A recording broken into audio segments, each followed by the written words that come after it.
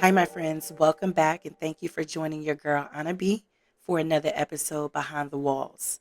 Shout out to all of our friends, day ones, and everybody in between. Huge shout out to all of our new subscribers and friends that have joined our BTW family, as well as our new channel members. I greatly appreciate the support and engagement. And if it's your first time pulling up with us, go ahead and hit that subscribe button. Make sure you got your notifications on so you don't miss what's to come. In this video, you see it, we're going to the West Coast. We're looking at women who are serving life without parole in California. If you like the content, go ahead and hit that thumbs up. It helps your girls' videos spread through the YouTube universe. Now let's get into it. August 31st, 2019. 84-year-old Afa Saad walks into the Pechanga Resort Casino. On one arm is her 93-year-old husband. On the other is a pink Coach purse, which held about $1,000 for the couple to have some fun gambling. Also at the casino that morning was Candace Townsell and Kamisha Williams. They had other intentions than gambling. They were predators on the hunt, hungry thieves looking to get away with whatever they could get their hands on. They had already stolen a woman's cell phone. One visitor recalls seeing the women and describing them as loitering for no real purpose. Now, we all know a casino is equipped with many video cameras that records the movements of its visitors. And on this day, Candace and Kamisha were seen just about to leave when they spotted Mr. and Mrs. Assad entering the casino. At that point, Candace and Kamisha did a complete 180, heading towards the elderly couple the security footage showed. At 7:28 a.m., the women are seen following Mrs. Assad towards the women's restroom. Mr. Assad walked away towards a gaming room. Mrs. Assad enters the restroom and so does Kamisha, while Candace keeps a lookout. There was another female also in the bathroom at the time, but she was inside of a stall. After relieving herself, Mrs. Assad is heading towards a sink when she's attacked, Kamisha ripping her pink Coach purse from her arms with such a force that caused a severe bruise on her left arm. The force also knocked the senior to the bathroom floor. The back of her head impacted the floor with the same amount of force that could result in blunt force injuries from a car accident. 4 minutes later, after the bandits fled, a custodian by the name of Carmen is now able to enter the bathroom. She was initially blocked from entering by Candace. When Carmen entered, she found Mrs. Assad on the floor, bleeding and unconscious. Carmen alerted the casino's security and medical staff, who attended to Mrs. Assad before she was transported to Inland Valley Medical Center with a cracked skull. She unfortunately never regained consciousness and died on September 4th, 2019. Candace and Kamisha, who were from Moreno Valley, got away with the couple's gambling funds, and the pink Coach purse was never found. However, they both were quickly identified through surveillance footage and other information that was immediately provided to police. Both women were charged with murder, robbery, and cruelty to an elder. The robbery charge made them eligible for the death penalty. Neither of these women had any business at that casino that morning. Kamisha was permanently banned from Pechanga in 2015 after she stole a wallet. She had also been banned from 2 more California resorts for allegedly snatching winning tickets from people's hands. And Candace, she had been previously banned from another casino in 2017 after 2 purses went missing. Both of these crooks each pled not guilty, and they were tried together in a month-long trial in 2023. The jury was shown the surveillance footage that shows Candace and Kamisha diverting their path to the exit to follow Mrs. Assad into the ladies' room. The jury even saw Candace skipping and waving her hands as if she was celebrating what they had just done. The jury also heard from Carmen, the custodian, who felt physically blocked from entering the restroom by Candace before she and Kamisha bolted. The prosecutor's theory, with the help of video evidence, was that Kamisha was the direct perpetrator while Candace aided and abetted her. Kamisha's private attorney argued that because the purse was never found, prosecutors could not prove robbery and therefore could not prove murder. The jury took 2 hours to find both of them guilty. Along with the original charges, the jury also found them guilty with the sentencing enhancement of committing a robbery during a murder. The state did not seek the death penalty as they could have. Both women were sentenced to life without parole.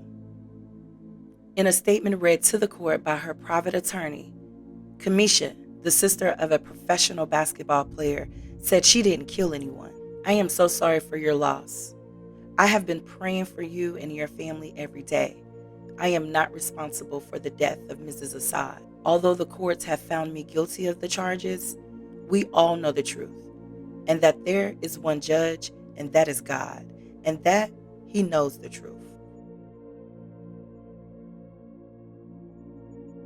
Mrs. Assad's daughter, Mary, expressed the long, painful journey through the criminal justice system. Still in disbelief that her dear mother was the victim of a violent crime, she said a part of her died in that hospital room with her mother. My father is without his wife and partner and is isolated and alone in a way he cannot begin to understand. We seek not vengeance, but there needs to be a reckoning for their heinous acts. The Assads met when they worked at a bank together in Cairo, Egypt. The two dated and eventually married in 1960. Both studied accounting, immigrating to the U.S. in 1969. They became naturalized citizens in 1976. Mrs. Assad was described as the motor of the house she lived in with her husband, her daughter, son-in-law, and 12-year-old granddaughter. She was the engine that drove their family. Mrs. Assad, who lived a long, successful life, did not deserve to die on a cold bathroom floor all alone. I send many condolences to the Assad family, and may Mrs. Assad forever rest in peace.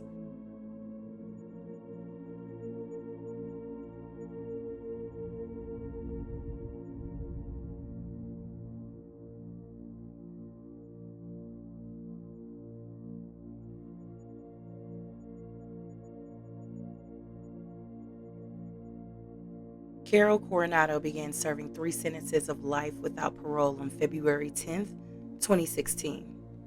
She too is housed at the Central California Women's Facility. On May 20th, 2014, Carol, who many believe was suffering from postpartum psychosis, cut the throats of her 3 daughters before piercing their tiny hearts with a knife from her kitchen. The girls were found by their grandmother. Their lifeless little bodies lay in order from youngest to oldest on their parents' bed. That day, Carol had not been her usual self. She was an organized, hands-on mother with her girls, and she was described as a good mother as well. But that day, she woke up in a panic. She had called her mom, Julie, at least 6 times, leaving desperate messages on her answering machine. Mommy, please call me. Please, please, please. I'm tired. I'm exhausted. I'm hungry, she said, crying and rambling until the voicemail system cut her off 4 times in a row. She also told her mother that Rudy, her husband, had taken their savings and the car keys. Carol claimed to be afraid of Rudy. She continued to call her mother. The last message she left said, Mom, please call me. I love you. Bye. Carol's husband, Rudy, was just across the street working on his truck. By the afternoon time when he came back in the house, Sophia, his oldest daughter, was running around without a diaper on. Poop was on the carpet, the walls, and her hands. He found Carol lying on the bed. Her eyes were blank black, he described. Rudy began yelling, telling Carol, to what extreme is this going to get to? Words he later regretted saying. He didn't know if this is what sparked Carol to do what she had done. Rudy leaves the home, reportedly without assisting his wife. He returned to work on his Chevy truck. Julie, Carol's mother, showed up to her daughter's home sometime after 4 p.m. When she walked inside the home, she was eventually met by Carol coming out of a bedroom naked. Court documents said she was flailing her hands. Mom, what are you doing here? Her mother hugged her and asked how was her day. Shrugging her shoulders, "It was a bad day," Carol said.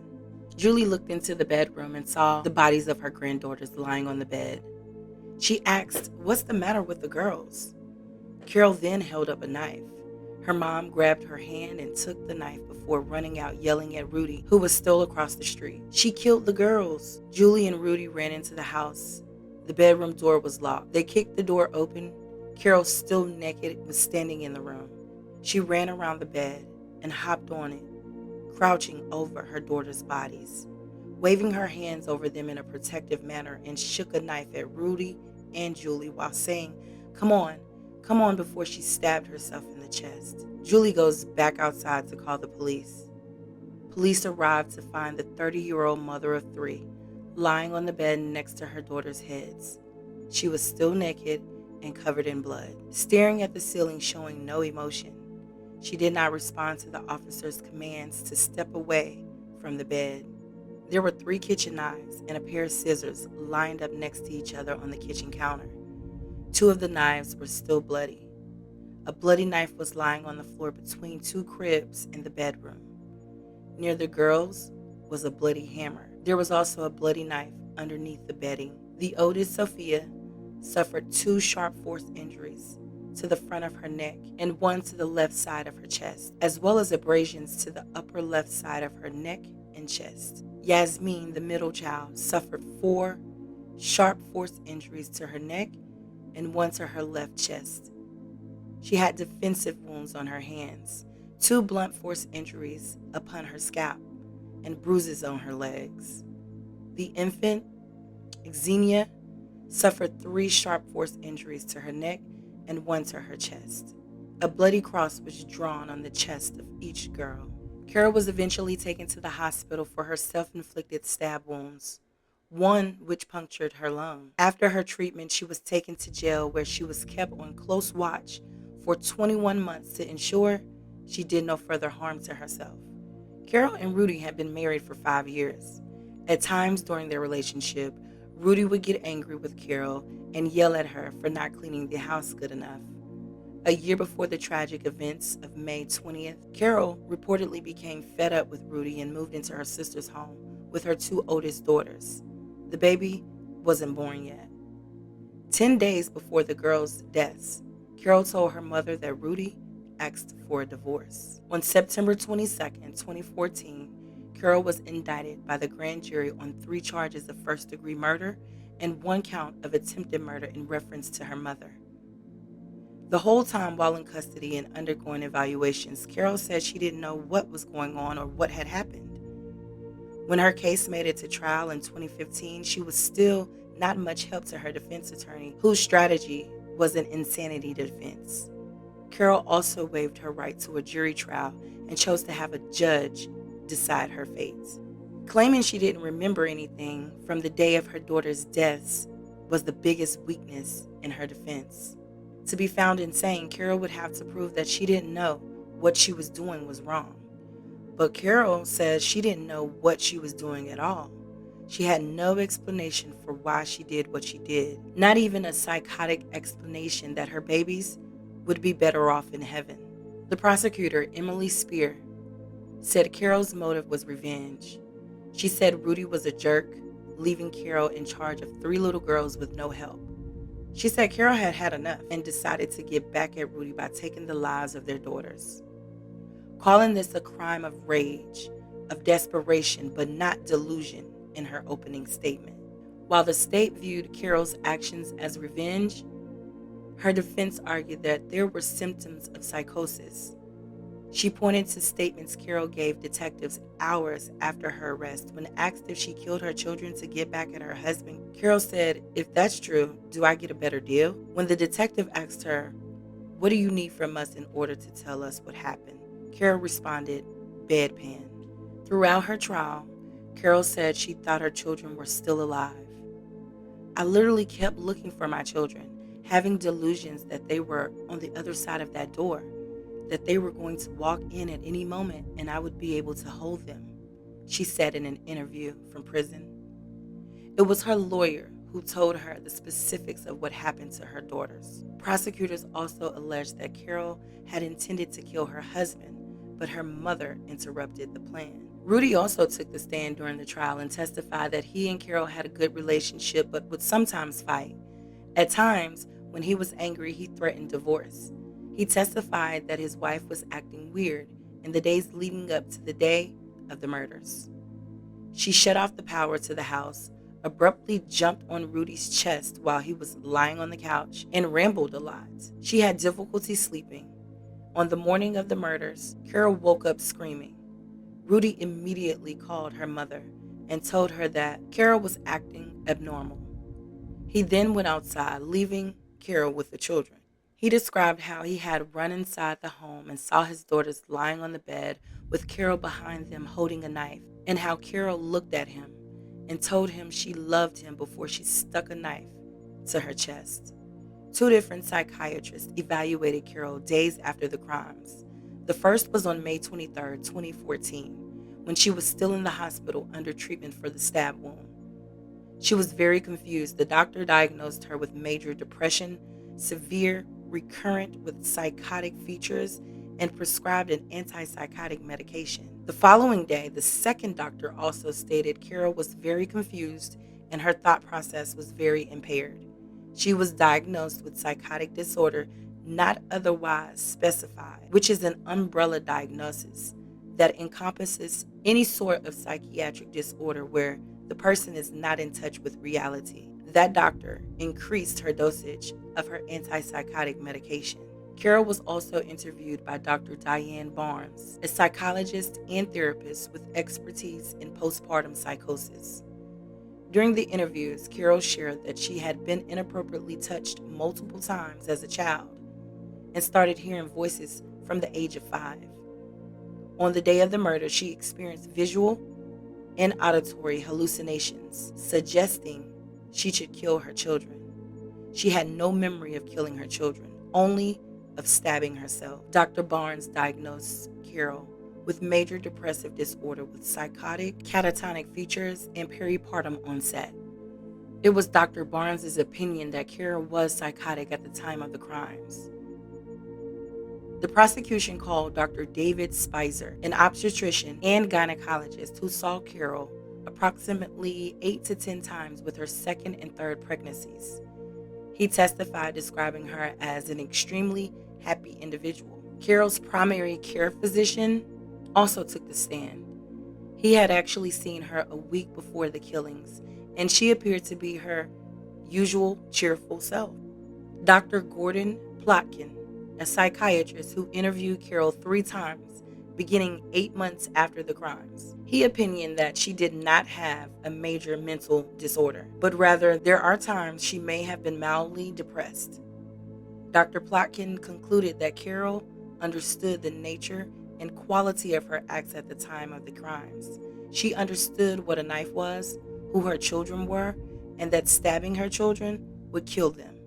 She further understood the wrongfulness of the killings. She confronted her husband and mother after the crime and asked the police for a deal if she admitted to the killings. In the end, Carol was found guilty on 3 counts of first-degree murder, along with finding true the special circumstance allegation of multiple murders. He also determined Carol was sane at the time of the killings and believed that she needed treatment, but it would have to be in state prison. At what was supposed to be Carol's sentencing hearing in January of 2016, the sight of his wife was concerning. Rudy spoke to Eyewitness News outside the courthouse and said Carol needs to be in a mental institution, not a prison. She's lost her head. She's not the same. She's still in a jumpsuit. She's not even in the regular county blues. She's still on the mental floor. So if she was really not mental, why is she still on that floor? Why is she still wearing the same jumpsuit? Speaking outside the courthouse, Rudy Coronado said she belongs in a mental institution, not prison. There's no justification to what happened, to the crime. We all know she did it. But was she out of her mind when she did it? Yes, I completely believe that. Knowing Carol, the type of person that she is or was, she was out of her mind. In February of 2018, Carol's conviction and consecutive sentences of life without parole were affirmed. Rest in peace to those sweet baby girls who were taken out this world way too soon.